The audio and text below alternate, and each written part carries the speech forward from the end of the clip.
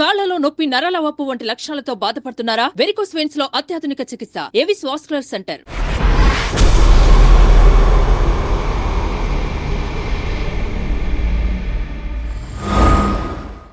Welcome to మనోధైర్యం, Suman TV మరో ధైర్యం. ముఖ్యంగా మన ఆడవాళ్ళకి క్యాన్సర్ అనేది తొందరగా స్ప్రెడ్ అవుతుంది. ఫస్ట్ బ్రెస్ట్ క్యాన్సర్, రొమ్ము క్యాన్సర్, సర్వైకల్ క్యాన్సర్ అంటే గర్భసంచి ముఖద్వారం. బ్రెస్ట్ క్యాన్సర్ అంటే కానీ ఎలాగంటే ఇప్పుడు మదర్ ఫీడ్ చేసే వాళ్ళకి మన ఎక్కువగా వస్తుందా? ప్రెగ్నెన్సీ తర్వాత బ్రెస్ట్ ఫీడ్ చేయడం బ్రెస్ట్ క్యాన్సర్ నుంచి ప్రొటెక్షన్. 30 years నుంచి ఎవ్రీ ఇయర్ డాక్టర్ దగ్గర ఎగ్జామినేషన్ చేయించుకోవాలి. రానున్న 20 yearsలో ఇంటింటికి ఒకరికి క్యాన్సర్ ఖచ్చితంగా వస్తుంది. బాడీలో సెల్స్ ఉంటే బ్లడ్లో రావచ్చు, బ్రెయిన్లో రావచ్చు, థైరాయిడ్లో రావచ్చు, మజిల్లో రావచ్చు, బోన్లో రావచ్చు. నలుగురిలో ఒక్కరికి అనేది కంపల్సరీ అయిపోయింది. జెనెటిక్ ద్వారా వచ్చేది ఛాన్సెస్ తక్కువే. పొరాడిక్ మ్యూటేషన్ వల్ల, కల్తీ ఆహారం, పొల్యూషన్, కల్తీ నీరు, life style, most important plastic. 8 minutesకి 1 patient వరకు is dying because of cervical cancer.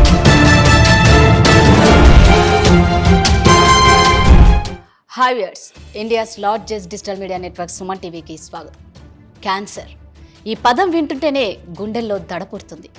పదం వింటేనే ఇలా ఉంటే క్యాన్సర్కి గురైన పేషెంట్ల పరిస్థితి ఏంటి? వాళ్ళ ఇంట్లో ఉన్న ఫ్యామిలీ మెంబర్స్ పరిస్థితి ఏంటి? ఒక్క క్యాన్సర్తో కుటుంబాలు అల్లకొల్లోలమైపోతుంది. ఒకప్పుడు విలేజెస్లో అంటే గ్రామాల్లో 65 ఏళ్ల వాళ్ళకు మాత్రమే క్యాన్సర్ వచ్చేదండి. కానీ ఇప్పుడు అలా లేదనమాట. ప్రతి నలుగురిలో ఒకరికి క్యాన్సర్ ఖచ్చితంగా వస్తుంది. అన్యం పుణ్యం ఎరుగని 3 నెలల పసిబిడ్డ నుంచి 30 ఏళ్ళు, 40 ఏళ్ళు, 15 ఏళ్ళు ఈ మహమ్మారికి ఒక వయసుతో సంబంధం లేకుండా విపరీతంగా ఉగ్రరూపం దాల్చుతుంది.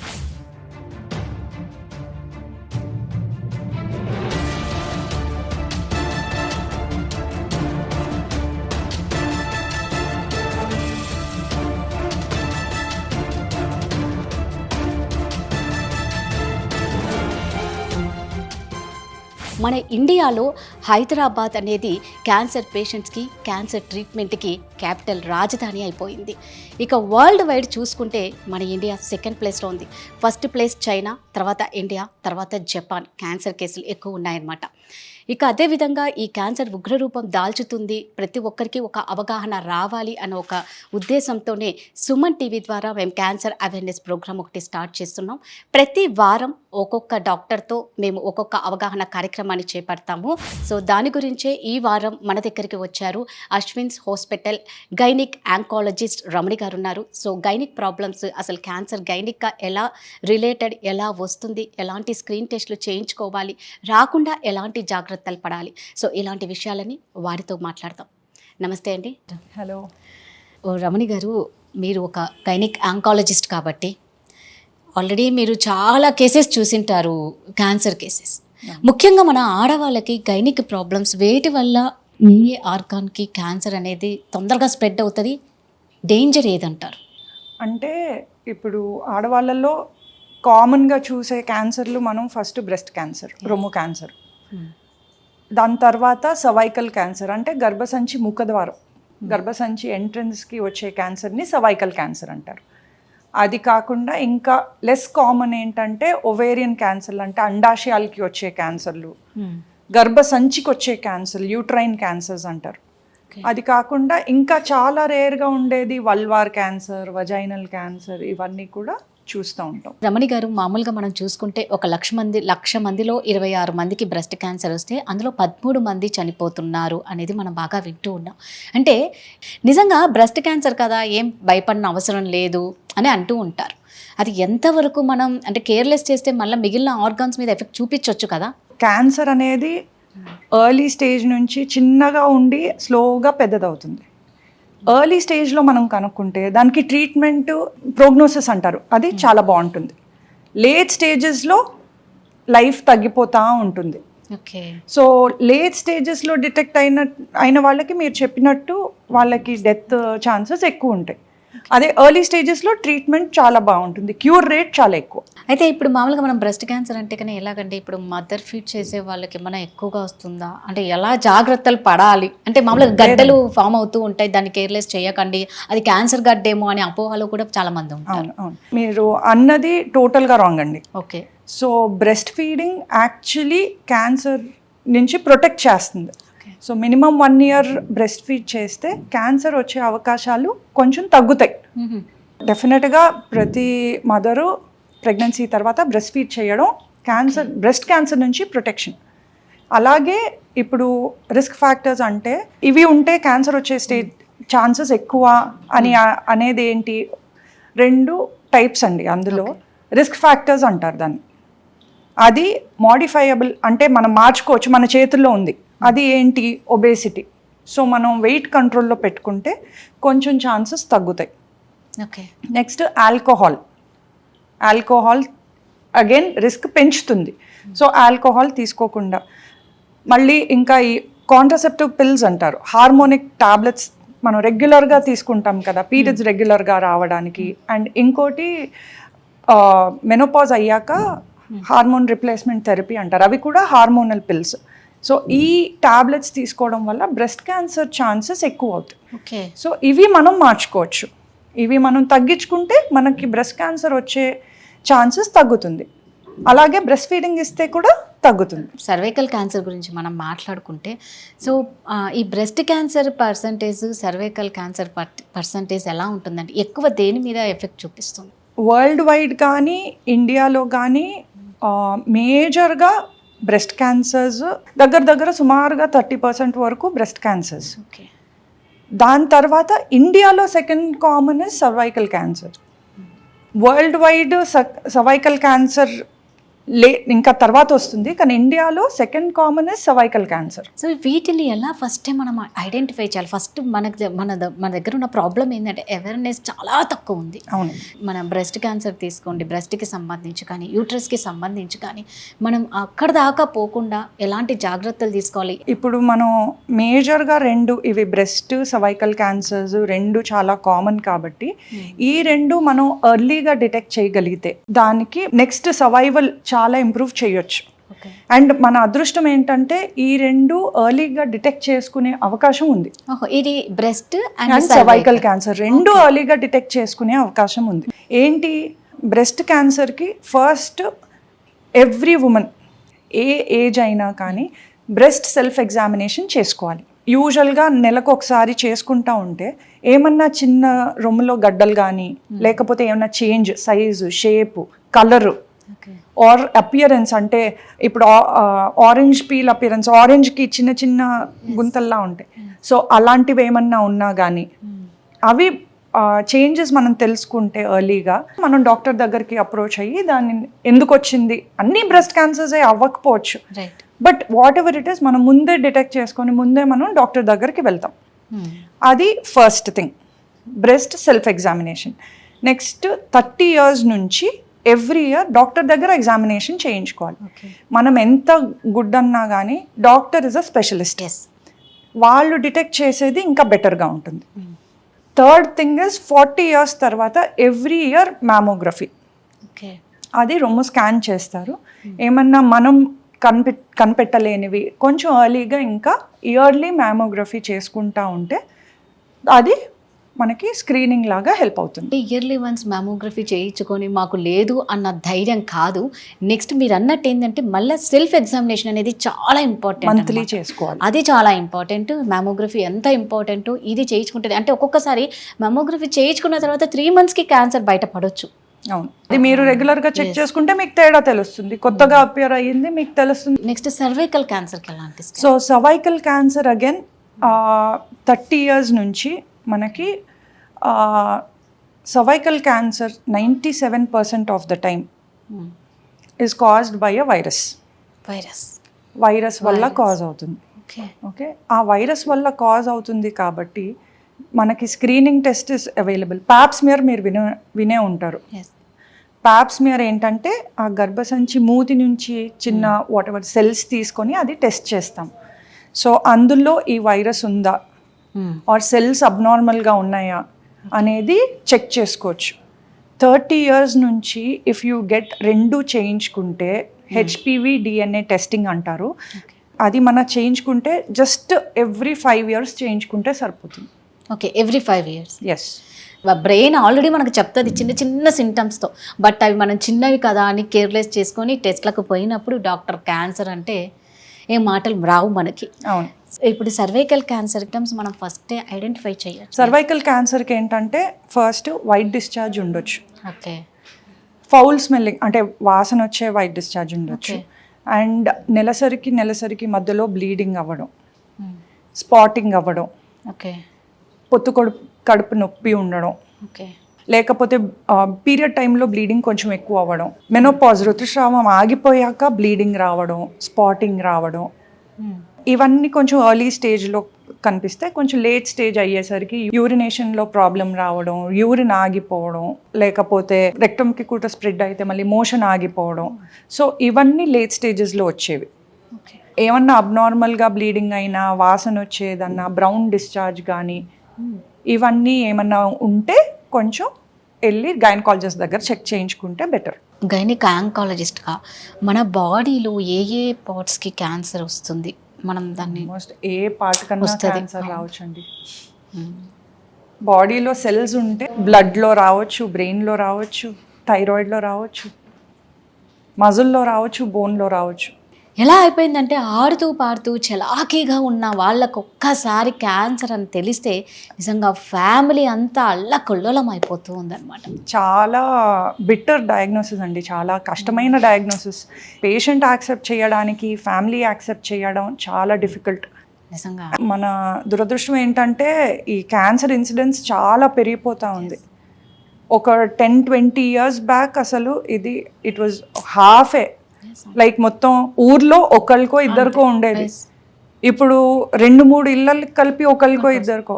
ప్రొజెక్షన్ ఏంటంటే రానున్న 20 yearsలో ఇంటింటికి ఒకరికి క్యాన్సర్ ఖచ్చితంగా వస్తుంది. నలుగురిలో ఒక్కరికి అనేది కంపల్సరీ అయిపోయింది. ఎక్కడన్నా మీరు కదిలిచ్చండి, మనం 10 మంది కలిసి ఒక గ్రూప్ అయితే దాని నుంచి మనం మినిమం ఒక 3 కన్నా క్యాన్సర్ వింటూ ఉంటాం, మినిమం 2 కన్నా క్యాన్సర్ వింటున్నాం. ఒక సింగిల్ ఫ్యాక్టర్ అంటూ లేదండి. జెనెటిక్ ద్వారా వచ్చేది ఛాన్సెస్ తక్కువే, అబౌట్ 10%. మిగతావన్నీ స్పోరాడిక్ మ్యూటేషన్ వల్ల. కార్సినోజెన్స్ ఎక్స్పోజర్ అంటారు. కార్సినోజెన్స్ అంటే ఏంటి?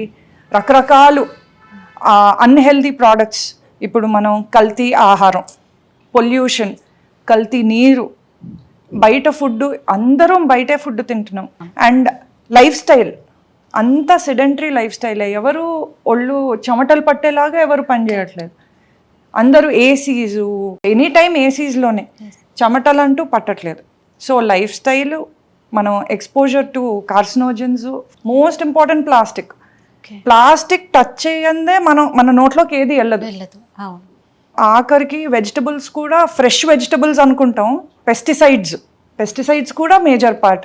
అవి లేకుండా ఫుడ్ రాదు మనకి. అండ్ అవి వచ్చే ఫుడ్ కూడా ప్లాస్టిక్లో తెచ్చుకుంటాం, దాంట్లో మైక్రో ప్లాస్టిక్ అని ఉంటుంది. సో వీఆర్ లిటరలీ బొంబార్డింగ్ ఆ బాడీ విత్ కార్సినోజన్స్. మనం బాడీ ఎక్సర్సైజ్ కూడా చాలా ఇంపార్టెంట్ కదా, చాలా ఇంపార్టెంట్. ఏజ్తో సంబంధం లేకుండానే వస్తుంది. అంటే చిన్న పిల్లలకి కూడా యూజువల్గా ఏజ్ పెరిగే కొద్దే క్యాన్సర్స్ ఎక్కువ అవుతూ ఉంటాయి. ఎందుకంటే క్యాన్సర్స్ ఇలా మ్యూటేషన్ అయ్యే సెల్స్ని మన బాడీ కిల్ చేసే శక్తి తగ్గుతూ ఉంటుంది ఏజ్ పెరిగే కొద్దీ. సో యూజువల్గా క్యాన్సర్స్ ఏజ్ కొంచెం అడ్వాన్స్ ఏజ్ అంటే 50 తర్వాతే ఎక్కువ. But number of cancer cases ఎక్కువ అయ్యే కొద్దీ ఆ ఏజ్ తగ్గుతూ ఉంది. సో ఇది వరకు 60-70కి వచ్చేది, ఇప్పుడు 50 తర్వాత బాగా చూస్తున్నాం, మన నంబర్ ఆఫ్ కేసెస్ బాగానే చూస్తున్నాం. ఆ ఏజ్ తగ్గుతూ ఉంది. సర్వే ప్రకారం ఎలా ఉందండి cancer rating? Like breast cancer కానీ, యూట్రస్ క్యాన్సర్ కానీ, ఎవ్రీ మినిట్కి ఎంతమందికి ఒక క్యాన్సర్ వస్తుంది? ఇప్పుడు ఇయర్లీ 196,000 సర్వైకల్ క్యాన్సర్స్ డిటెక్ట్ అవుతున్నాయి. అంటే ఆల్మోస్ట్ 8 minutesకి 1 patient వరకు is dying because of cervical cancer. 8 నిమిషాలకు ఒక సర్వైకల్ క్యాన్సర్ పేషెంట్ చనిపోతున్నారంటే నిజంగా ఎంత దారుణంగా ఉందో. అవేర్నెస్ పెంచితే డిటెక్షన్, స్క్రీనింగ్ ఇవన్నీ ద్వారా మనం క్యాన్సర్ని రాకముందే కూడా స్టాప్ చేయొచ్చు. క్యాన్సర్ డైరెక్ట్గా లాస్ట్ స్టేజ్లో వెళ్ళదండి. కరెక్ట్. ఇది ఫస్ట్ ఏమవుతుందంటే ఆ కణాల్లో కొన్ని చేంజెస్ అవ్వడం వల్ల ఫస్ట్ ప్రీ ఇన్వేజివ్ అంటే క్యాన్సర్ కన్నా ముందు స్టేజ్లో ఉంటుంది కొన్ని రోజులు. ఆ క్యాన్సర్ కన్నా ముందు స్టేజ్లో లోపల చేంజెస్ జరుగుతూ ఉండి తర్వాత ఇంకా అలాగా దాన్ని తీయకుండా ట్రీట్మెంట్ లేకుండా దాన్ని వదిలేస్తే అది నెక్స్ట్ క్యాన్సర్లోకి కన్వర్ట్ అవుతుంది. ఓకే. సో అలా క్యాన్సర్లో కన్వర్ట్ అయినప్పుడు ఫస్ట్ స్టేజ్లోనే ఉంటుంది. Over a period of time it goes into second stage, third stage, fourth stage వరకు వెళ్తుంది. సో మనం we still have time. First or second stage లోపు తీయగలిగితే మనం సర్వైవల్ రేట్స్ చాలా పెంచవచ్చు, క్యాన్సర్ డెత్స్ చాలా తగ్గించవచ్చు. Awareness very important. ఎందుకు ఒకసారి క్యాన్సర్ వచ్చింది అన్ని క్యూర్ అయిపోయింది, కీమోథెరపీ అయిపోయింది, రేడియేషన్ అయిపోయింది, సర్జరీ అయిపోయింది, బట్ మళ్ళా క్యాన్సర్ మళ్ళా వస్తూ ఉంటుంది, దేనివల్ల అండి? అంటే క్యాన్సర్ లక్షణమే అంతండి. ఏంటి అంటే మీరు ట్రీట్మెంట్ చేసి అన్నీ చేశాక కూడా దెర్ ఇస్ అ ఛాన్స్ ఒక్క సెల్ మిగిలిపోయి ఉండొచ్చు. అది కొద్ది రోజులు అలా పడుకొని ఉంటుంది, తర్వాత ఎప్పుడో ఒక టైంలో ఇట్ మైట్ గెట్ యాక్టివేటెడ్. మనం ట్రీట్మెంట్ అంతా తీసుకునేది ఆ ఒక్క సెల్ కూడా వదలకుండా ట్రీట్మెంట్ చేయాలనే మొత్తం will try to do everything. అందుకే చాలా important first time cancer detect అయ్యాక ద ఫస్ట్ టైం ట్రీట్మెంట్ ఎలా అయితే తీసుకుంటారో అది కరెక్ట్గా తీసుకోవడం చాలా ఇంపార్టెంట్. ఆ ఛాన్సెస్ మళ్ళీ వచ్చే ఛాన్సెస్ తగ్గించుకోవాలి మనం. ఈ ఫస్ట్ టైం ట్రీట్మెంట్ చేసేటప్పుడే కుదిరినంత వరకు ఫుల్ ఫ్లెడ్జ్డ్గా క్యాన్సర్ తీయగలిగేలాగా చూసుకోవాలి. ఓకే. అది కొంచెం స్టేజ్ పెరిగే కొద్దీ అది ఎక్కడో ఒకటి బ్లడ్ వెసల్స్ ద్వారా ఎక్కడికో చోటకి వెళ్ళిపోయి కూర్చొని ఉండొచ్చు. మీరు కీమోథెరపీ ఇవ్వడం వల్ల అది ఇట్ విల్ బి డార్మెంట్ అంటే యాక్టివ్గా ఉండదు. అది ఎప్పుడో ఆఫ్టర్ 5 years 10 years ఎప్పుడోకప్పుడు ఇట్ విల్ బికమ్ యాక్టివ్. మీ ఇమ్యూనిటీ ఇంకా తగ్గినప్పుడు ఫర్ సమ్ రీజన్ యాక్టివేట్ అవుతుంది, ఆ సెల్, ఆ ఒక్క సెల్ యాక్టివేట్ అవుతుంది. అప్పుడు అక్కడ నుంచి it will start growing again, మళ్ళీ క్యాన్సర్ అక్కడ డెవలప్ అవ్వచ్చు. అందుకే క్యాన్సర్ ట్రీట్మెంట్ అయిపోయినా కానీ డెఫినెట్గా ఇయర్లీ కానీ ఎన్ని డేస్కి ఒకసారి మీ డాక్టర్ పిలిస్తే అంత చెకప్ చేయించుకోవడం చాలా చాలా ఇంపార్టెంట్. రికరెన్స్ అంటాం దాన్ని, ఆ రికరెన్స్ని కూడా ఎర్లీగా పట్టుకోవాలి. క్యాన్సర్ అని తెలిసిన తర్వాత పేషెంట్ ఎంత అలర్ట్గా ఉండాలి, ఎంత త్వరగా డాక్టర్ దగ్గరకు వస్తే డాక్టర్ దాన్ని క్యూర్ చేయగలుగుతారు? 2 types ఆఫ్ డిటెక్షన్ ఉంటుందండి. Patient regular health checkup for some reason వేరే దానికి దేనికో వెళ్తే లక్కీగా ఎర్లీ స్టేజ్లో డిటెక్ట్ అవుతుంది. ఆయనకు అసలు దానికి అది ఉందనో దానివల్ల వచ్చే సిమ్టమ్స్ ఏం లేకుండా డిటెక్ట్ అవ్వడం. అండ్ ఆ డిటెక్ట్ అయిన వెంటనే వాళ్ళు ట్రీట్మెంట్కి ప్రొసీడ్ అయిపోతే that is very good for them. Okay. So నాకు ఇప్పుడు ఉంది కదా, ఇంకా క్యాన్సర్ రాలేదు కదా అని డిలే చేసుకొని స్టేజ్ పెరిగే వరకు వెయిట్ చేస్తే అగైన్ ఆ డిటెక్ట్ అయ్యి కూడా వేస్టే. వాళ్ళకి సిమ్టమ్స్ వచ్చినాయి, చాలా లక్షణాలు వచ్చి వాళ్ళు బాధలు పడి టెస్టులు చేయించుకొని అలా వెళ్తారు డాక్టర్ దగ్గరికి. వాళ్ళు చాలా మటుకు కొంచెం third stage, second stage, third స్టేజ్లో డిటెక్ట్ అవుతారు. అది కొంచెం లేట్ స్టేజ్లో డిటెక్ట్ అవ్వడం. థర్డ్ స్టేజ్ అంటే కొంచెం అడ్వాన్స్ స్టేజ్లోనే డిటెక్ట్ అయ్యింది. సో మనకి స్టేజ్ పెరిగే కొద్దీ ట్రీట్మెంట్ క్యూర్ అంటే ఖచ్చితంగా డిసీజ్ని తీసేస్తాము అనే ఆప్షన్ తగ్గిపోతూ ఉంటుంది. ఓకే. ఏ పేషెంట్ కన్నా హాస్పిటల్కి వచ్చాక మీకు క్యాన్సర్ ఉంది అని చెప్తే వాళ్ళు యాక్సెప్ట్ చేయలేరు ఆ ఫ్యాక్ట్. చాలా కష్టమైన డయాగ్నోసిస్, అది యాక్సెప్ట్ చేయడం చాలా కష్టం. 5గురికి క్యాన్సర్ ఉంది అని చెప్తే ఒకళ్ళో ఇద్దరో మట్టుకే ఇమీడియట్గా ట్రీట్మెంట్కి ప్రిపేర్ అవుతారు. మిగతా 2-3 యాక్సెప్ట్ చేయలేక వాళ్ళు పాపం ఇంట్లో ఫైనాన్షియల్ బర్డన్స్ కానీ లేకపోతే ఇమోషనల్గా కానీ ట్రీట్మెంట్ తీసుకోవడానికి ఇంకా రెడీ అవ్వరు. ఇంకెవరన్నా నాకు బెటర్ డయాగ్నోసిస్ ఇస్తారేమో అని వేరే డాక్టర్ దగ్గరికి వెళ్ళడం, లేకపోతే నేను ఆయుర్వేదిక్ కానీ వేరే మోడ్ ఆఫ్ ట్రీట్మెంట్ తీసుకుంటే నాకు క్యూర్ అవుతుందేమో, సర్జరీ లేకుండా ఇంత పెద్ద కీమో లేకుండా నేను తప్పించుకోగలనేమో అనే ఆలోచనలో వాళ్ళు డిలే చేసేస్తారు ట్రీట్మెంట్. సో అలాంటి వాళ్ళకి ప్రాబ్లమ్స్ ఎక్కువ వస్తాయి. స్టేజ్ పెరిగిపోతూ ఉంటుంది. మనకి క్యాన్సర్ డిటెక్ట్ అయ్యాక అది కామ్గా కూర్చోదు ట్రీట్మెంట్ తీసుకోకపోతే, దాని పని అది పెరుగుతూ ఉంటుంది. మనం లేట్ చేసే కొద్దీ మనకి ట్రీట్మెంట్ ఆప్షన్స్ తగ్గిపోతూ ఉంటాయి, అది స్టేజ్ పెరిగిపోతూ ఉంటుంది. సో చేతులారా మన లైఫ్ని మనమే నాశనం చేసుకున్నట్టే అయిపోతుంది దానికి సహకరించకపోతే. ఒక గైనిక్ ఆంకాలజిస్ట్గా ఈ క్యాన్సర్ అవేర్నెస్ కోసం మా సుమన్ టీవీ వ్యూయర్స్కి ఖచ్చితంగా ఒక మెసేజ్ ఇవ్వాల్సింది. క్యాన్సర్ ఇస్ చాలా మీరు అన్నట్టు మహమ్మారి రోగం. ఈ డయాగ్నోసిస్ యాక్సెప్ట్ చేయడం కన్నా రాకుండా కూడా చేయొచ్చు. ఇప్పుడు సర్వైకల్ క్యాన్సర్కి వ్యాక్సినేషన్ అవైలబుల్, అది తీసుకోవడం వల్ల 90% ఆఫ్ ద సర్వైకల్ క్యాన్సర్స్ తగ్గించవచ్చు. ఓకే. సెకండ్, స్క్రీనింగ్ టెస్ట్స్ ఉన్నాయో అవి రెగ్యులర్గా స్క్రీన్ చేసుకుంటే క్యాన్సర్ కన్నా ముందు స్టేజ్లోనే పట్టుకునే అవకాశాలు ఉన్నాయి. పేషెంట్కి ఖర్చు చాలా తక్కువ అవుతుందండి. క్యాన్సర్ ట్రీట్మెంట్కి ఖర్చు కూడా చాలా ఎక్కువ అవుతుంది. అవును. సో మనం అలాగా ఆ డబ్బులు చాలా సేవ్ చేస్తాం. ఈ స్క్రీనింగ్ టెస్ట్స్, ఈ వ్యాక్సినేషన్లు ఇవి రెగ్యులర్గా చేయించుకోవడం వల్ల మనం క్యాన్సర్ ట్రీట్మెంట్కి అయ్యే ఖర్చును మనం ఇక్కడ సేవ్ చేస్తున్నట్టే. సో అలాగా అవేర్నెస్ పెంచుకొని మీ చుట్టూ ఉన్న లేడీస్ అందరికీ స్క్రీనింగ్ డెఫినెట్గా చేయించుకోండి. 30 years తర్వాత ప్యాప్, హెచ్పివి టెస్టింగ్ చేయించుకోండి. మ్యామోగ్రఫీ 40 years నుంచి చేయించుకోండి. Every year go to the doctor, get it done. Because మీరు హెల్దీ అయితే మొత్తం ఫ్యామిలీ హెల్దీ. చాలా విలువైన విషయాలు మేము తెలుసుకున్నాం. Thank you so much. Thank you. చూశారు కదండి ఇవాల్టి క్యాన్సర్ అవేర్నెస్ ప్రోగ్రాంలో డాక్టర్ రమణి గారు చెప్పిన విషయాలు ప్రతి ఒక్కటి గుర్తు పెట్టుకోండి. మనం ఎన్నో వీడియోస్ చూస్తూ ఉంటాం, టైంపాస్కి ఇన్స్టా రీల్స్ రకరకాలుగా చూస్తూ ఉంటాం. మీ విలువైన టైంని ఒక్క 15 నిమిషాలు ఇక్కడ ఖర్చు చేయండి. క్యాన్సర్ మీద అవగాహన పెంచుకోండి. నెక్స్ట్ వీక్ మరో డాక్టర్తో కలుద్దాం. అంతవరకు సెలవు. నమస్కారం. సుమన్ టీవీలో మీ పర్సనల్ అండ్ బిజినెస్ ప్రమోషన్స్ కోసం కింది నెంబర్కి కాంటాక్ట్ చేయండి.